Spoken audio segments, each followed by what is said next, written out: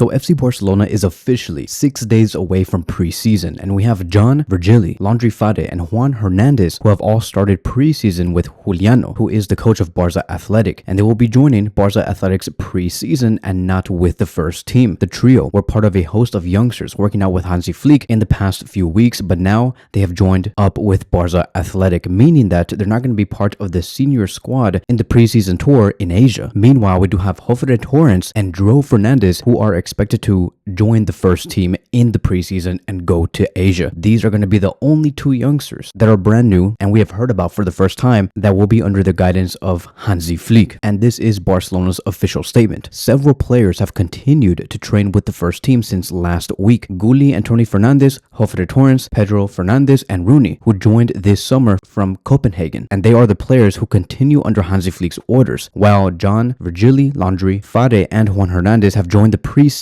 with Barça Athletic. It should be remembered that Ibrahim started preseason with the first team, but he is out due to a muscle tear on his right leg. So finally, we do have some confirmation on what youngsters is going to be joining the first team's preseason. And I want to revolve this section around Jofre Torrents and Dro Fernández. His real name is Pedro Fernandez, but his nickname is Dro. So let's talk about Jofre Torrents first. He is 18 years old, a very modern left back. He's rapid, physical, very much La Masia trained, and he recovered recently from an ACL injury back in 2023. And now knowing that he is included in Flick's first team preseason, it is a huge step for Jofre. Jofre blends explosive pace, he does great overlapping runs, and has very calm 1v1 defending. He's left-footed, technically very sharp, tactically mature, so think about Alejandro Balde's athleticism with Grimaldo's crossing. So he is a rare profile. As for Pedro Fernandez, aka Dro, he's much more of a creative genius, a player who plays on the attacking midfield positions, and he is only 17 years old. He joined La Masia, by the way, back in 2024. Many have said that he plays just like Thiago Alcantara or Andres Iniesta, so he has elite vision and great flair. He is also right-footed, who can play as a central midfielder and also play as a left attacking midfielder who can invert inside. He's a player that constantly likes to deliver through balls and combine with other players in tight spaces within the final third. He's quick, agile, and he has already been praised by Flick's staff. So this is really not that bad for a player who just joined the academy about a year ago. So his rise has been rapid. All in all, Jofre adds the width plus the recovery speed that is needed for a left back, while we have Pedro Fernandez, who brings the final third unpredictability and creative genius. They are for sure going to have some role and some minutes within Flick's 4-2-3-1 system. I think that there is a lot of thought right now in terms of the left back position. Hansi Flick knows that he needs to find more solutions, more depth, hence the reason why Jofre Torrents is being included into the preseason, because what if Alejandro Balde gets injured yet again during the season? Jofre is going to be able to solve that problem. It is in-house. We're not going to be paying no money for the player, so it's very cost effective. Keep in mind that this does not mean that Barcelona are done with the transfer market and that they're not going to be looking for a brand new left back. They will still look for a brand new left back, but as of now, Hansi Flick is preparing for the worst, which is to rely on La Masia, even though it's not a bad idea. Going back to Pedro Fernandez, look, we have a lot of players in the attacking midfield position. Pedri can also play there. Rafinha plays there. Dani Olmo also plays there. Fermin also plays there. Gavi can also play there. But Pedro Fernandez does add a lot of variety. He has great vertical passing, great flair against low blocks. He's a perfect long-term option for the creative depth. And to give you guys a better idea on where these players are going to be playing within the 4-2-3-1 system, these are going to be all the youngsters that will be involved. Ignore Joan Garcia, as you can see there on the goalkeeper position. I forgot to take that out. I want to delete every other name besides these youngsters that will be included, because, you know, it gives us a better picture on where they're going to be competing at. Jofre Torrents will be on the left back position competing against Alejandro Balde. Then there's also going to be Gulli Fernandez and Dro in the attacking midfield position. Remember, there's also going to be players like Dani Olmo and Rafinha coming in and out within those positions. It's going to be very, very intense. A lot of competition will be there. And the same thing is going to go on with the right wing position, with Toni Fernandez being there, Rooney as well, and Lamine Yamal. So let me know in the comment sections down below, which player excites you the most? Is it Jofre Torrents? Is it Gulli Fernandez? Is it Dro, Toni Fernandez, Rooney? Let me know in the comment sections down below. Now let's move on towards the next conversation and let's talk about a record-breaking story. It states here that Lamine Yamal was only handed the number 10 shirt at Barcelona on Wednesday, but already the club are feeling the effects of the decision, meaning that the replica shirts featuring Yamal's name and his new number have been flying off the shelves, meaning it has been selling a lot. And it is highly likely that because of this decision, Barcelona are going to be gaining a lot of income. It states here, according to a lot of sources within Spain, they have all stated that Barcelona have sold around 70,000 70,000 units in 2 days, which means that the turnover from these 70,000 shirts being sold is around 10 million euros, which also means that this number showcases that Lamine Yamal's shirt is the best selling product in a single day in the history of the club's official stores. So this is the biggest day one product launch in Barcelona retail history, bigger than Messi and bigger than Neymar. For historical comparisons, Yamal in 2025 in terms of the shirt sale has sold 70k, Messi in 2013 comes in second with 45 to 50k shirts being sold, and then Neymar in 2017 35k shirts sold. In terms of like what made this drop go so viral and why so many people bought these shirts is because, first of all, this is the first number 10 launch since Ansu Fati left. It feels like it is a brand new beginning, and the fans want to be part of this brand new beginning. Barcelona also recently regained full e-commerce control in 2024.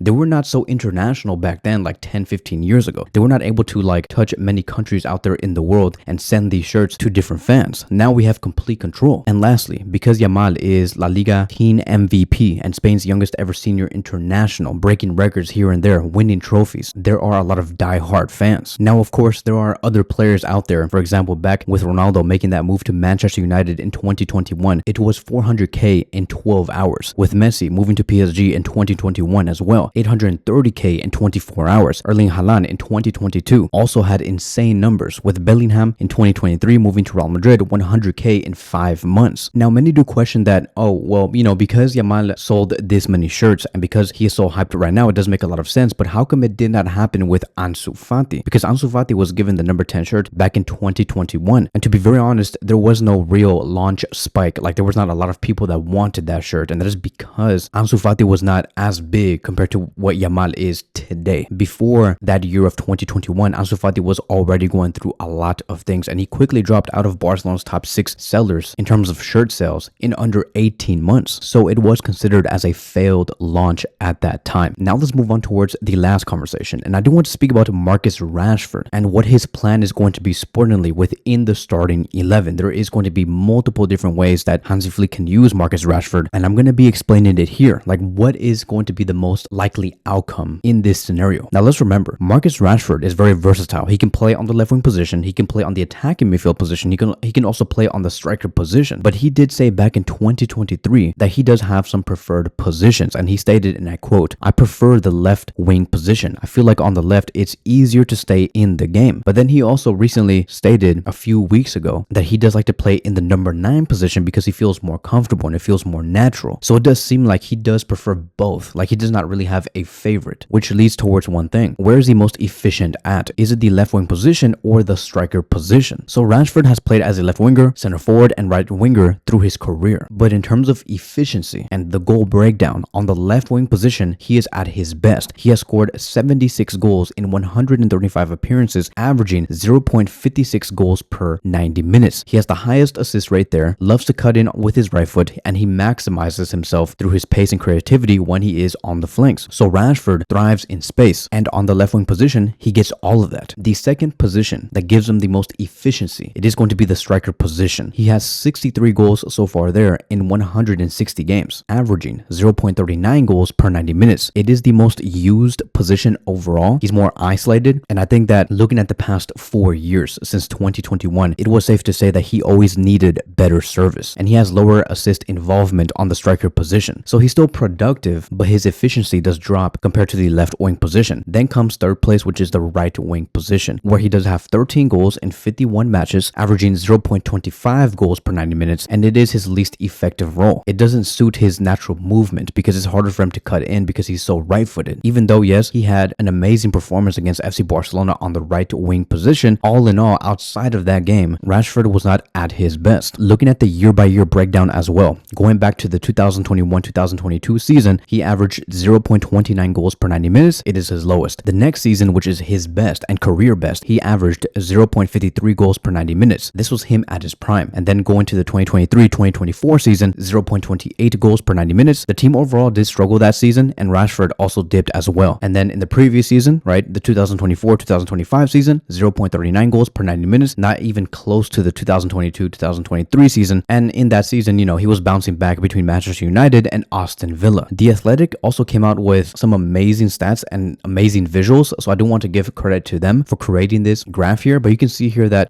this is all the positions that he has played in. A lot of them, and 48% of the time, was on the left attacking midfield position, and then comes in second place, which is the center forward position, 34% of the time. Here is also going to be another graph that states that Rashford does struggle to generate quality shots from the right side. So maybe when he is playing under Hansi Flick, maybe Rashford might not be a good alternative to Lamine Yamal when Yamal does need some rest. Clearly, you can see that he is the most effective when playing on the left attacking midfield position or on the center forward position. There's a reason why in the past 4 years with the England national team, they have always used Rashford between those two roles. He had 22 matches over the past 4 years and scoring 6 goals, averaging 0.27 goals per 90 minutes. So all in all, with the way that I want to see everything play out, I want to see Rashford on the left wing position because he is the most lethal. The right wing position has to be the last resort for him. And ideally, it's probably going to look something like this, where we have Rashford on the left wing position, Rafinha on the number 10 position, Lamine Yamal on the right wing, and then Lewandowski up top. And of course, you can always have those rotations where we have Rafinha on the left wing position, Rashford on the striker position with Olmo taking on the number 10 role, or maybe Fermin or Pedri, because I think that Pedri will be pushing up higher more than usual and be placed as a 10 more than usual, mainly because we have Casado and Bernal coming back to play alongside Frankie de Jong in the double pivot positions. So let me know in the comment sections down below, where would you place Marcus Rashford within the 4-2-3-1 system? Thank you guys so much for watching, and I will see you guys in the next one.